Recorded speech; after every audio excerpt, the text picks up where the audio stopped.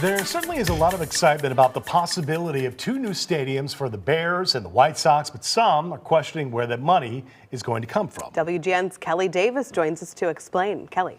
Patrick and Jenna, the two teams have turned to taxpayer dollars to help fund these stadium projects, but former Governor Pat Quinn says this should be up for a vote.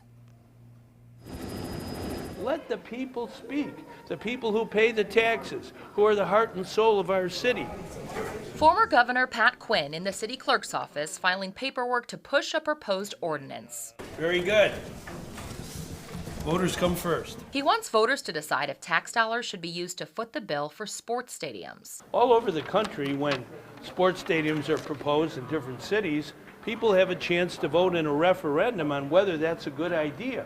Not here in Chicago until now. The Bears are on board to pay $2 billion for a new stadium just south of Soldier Field. The White Sox want to build a new ballpark and entertainment district near Roosevelt and Michigan Avenue. Both proposals include funding from taxpayers. We want your teams to do well, but we want you to put your own money into building your stadiums, not hit the taxpayers once again. Quinn paid for a poll that shows overwhelming opposition to taxpayer-subsidized stadiums.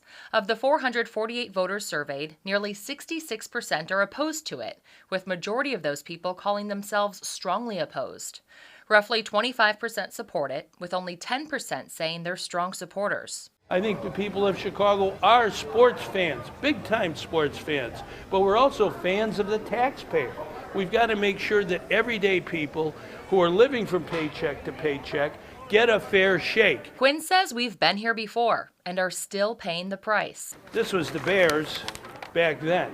They were quite happy with getting $660 million of taxpayers' money without a referendum by the people. The former governor was unsuccessful getting a referendum on the ballot in the early 2000s when the Bears used $660 million from taxpayers to renovate Soldier Field. This time, he hopes voters will have a chance to decide in November. The best poll is the one at the ballot box, where the people themselves in a presidential election year get a chance to express their opinion.